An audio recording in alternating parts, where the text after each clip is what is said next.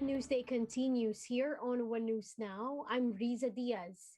Hospitals are noticing an increase in COVID-19 admissions with the recent uptick in cases. To tell us more about this, we have Private Hospitals Association of the Philippines President, Dr. Jose de Grano, joining us this afternoon. Dr. Grano, magandang hapon po. Good afternoon. Yes, good afternoon, Risa, and all our listeners. Opo. Yes. Doc would like to know, how are private hospitals doing now, especially with the recent increase in COVID-19 infections?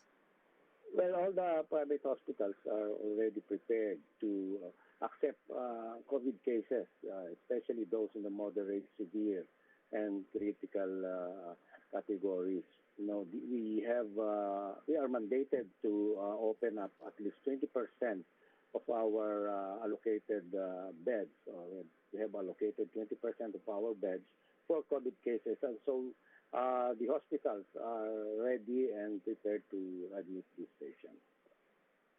Doc, in your opinion, what do you think is the main drive for the increase again in COVID cases? Is this still the Delta variant? Is it the mobility of people during the holidays? Or is this the Omicron already? We are actually not sure yet because we still have to look into the findings in the genome sequencing of the cases. But most probably because of the rapid increase or surge of these new cases, most probably these are secondary to the Omicron variant. Yeah. Doctor, saying the Omicron can be or is highly transmissible. Should we have another surge just like the Delta in the previous year? Is our healthcare system or the hospitals ready for that? Well, of course, yes. We will try to accommodate everybody. As long as the hospitals are there, we'll try to... the only limitation that we have right now, yung ating mga healthcare workers, if they are not able to cope with the number of cases, then we'll have to get some more. No, we have to shift from the non-COVID to the COVID areas, and then that's the usual thing that the hospitals are doing. But then usually these cases in the hospitals are reserved naman for the moderate, severe, and critical, and usually the behavior of this new variant is milder than the previous one. Okay. Doc, we also have received reports regarding po our healthcare workers, our nurses and doctors in the hospital, that there's also an increase in infections among them. Can you confirm this? Yes, I think there are some reports that merong yung ating mga healthcare workers mismo po ang siyang na-infect. Most probably dahil nga dito sa masyadong highly transmissible itong new variant. So we are advising all our healthcare facilities, especially the private hospitals, to be very strict and follow the minimum health protocols and guidelines as indicated by their infection and prevention control committees in the hospital, so that hindi kumalat ito kasi if our healthcare workers are the ones ma-infect, then that will be a tremendous blow. It may overwhelm our healthcare system. Doc, tomorrow Metro Manila will be an alert level 3. The government is trying to do whatever it can to prevent again the transmission, or rather the spread of the Omicron. As a practitioner, what would you suggest? What would you recommend for everyone to do to prevent again the rise in cases? Well, that's good. Mas stricto tayo. So let us, siguro, if you do not have anything to do outside your homes, and it's not important na yung pupuntahan nyo sa paglabas, I think we should postpone it right now, no? Kasi medyo we are experiencing this increase na, so that's why we are very strict now. The level was increased, so let's not wait for level 5 to control the movement of the people. So right now, kung hindi naman importante, siguro, yung mga tao, let's keep on, ano na lang, other, yung mga pagtitipon-tipon na hindi importante, huwag na muna natin gawin po. Alright, maraming salamat po and stay safe. That is PAPI President Dr. Jose De Grano. Thank you, Lisa. Goodbye. Now, the health department says 85% of COVID-19 patients staying in ICU wards in Metro Manila hospitals are unvaccinated. The DOH also notes a steady increase in hospital admissions in Metro Manila amid the continuous rise in cases. With this, the DOH urges the public to get vaccinated to prevent severe infection from COVID-19. The agency adds that those eligible for boosters should also receive their jab. The Octa Research Group says the country's health system is prepared to handle another surge in COVID-19 cases. In an interview with One News, Professor Guido David said that the recent drop in cases gave hospitals headroom to prepare for another increase in infections.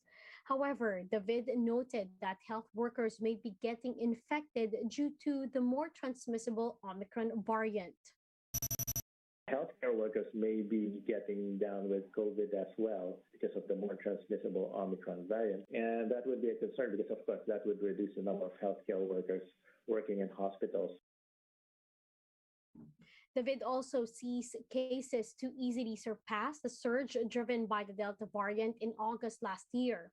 He said that it will only take 1 to 2 weeks for cases to surpass the Delta-driven surge. Our peak around 8,000 to 9,000 cases in NCR. That also included some backlog, so it may have been really around 6,000 plus, close to 7,000 cases in one day. I think we can easily surpass that in this surge. We might surpass that in the next 1 to 2 weeks because of the rapid growth rate of cases that we're witnessing. We'll be back with more stories after the break. Keep it here on One News.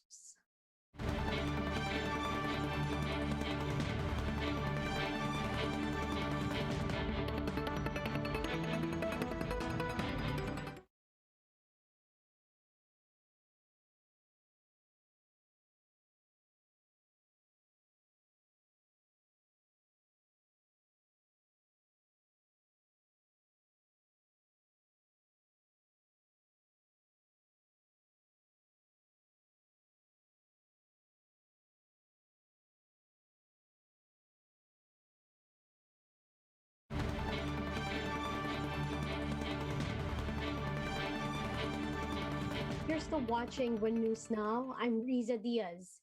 Golden Girl Heidelin Diaz confirms plans to compete in the 2024 Paris Olympics.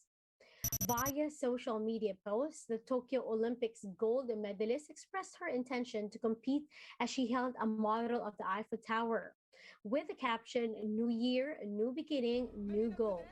The Paris Olympics will be Hidelin's last chance to snag another weightlifting medal as the sport will be scrapped for the Los Angeles Games in 2028.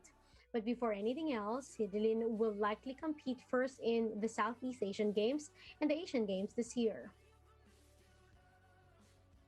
Now, as the new year begins, find out which clothes are in and which ones are out for 2022. Fake Del Mundo with the story. Is your fashion style ready for the new year? In terms of color, Pantone's color of the year, Very Perry, is seen to be the obvious choice in 2022. But according to fashion designer Randy Ortiz, pastel and light colors will still be in. Beginning of the year is going to be always spring, summer. So we're talking about year of cool colors, more of pastels, really soothing to the eye. Kasi alam mo naman ng country natin, we are like hot and hot. Kumbaga hot and cold, but basically it's hot all over, di ba? Kahit tumuulan. Loose clothing such as tunic and trench dresses will also remain in the fashion books next year. silhouette clothes are still in. Because many are still working from home due to the pandemic, Ortiz says clothes fit for those set up should be a must-have for Filipinos this 2022. Maraming tops. So nandun yung mga, sometimes you expose your shoulders kasi it's hot, di ba?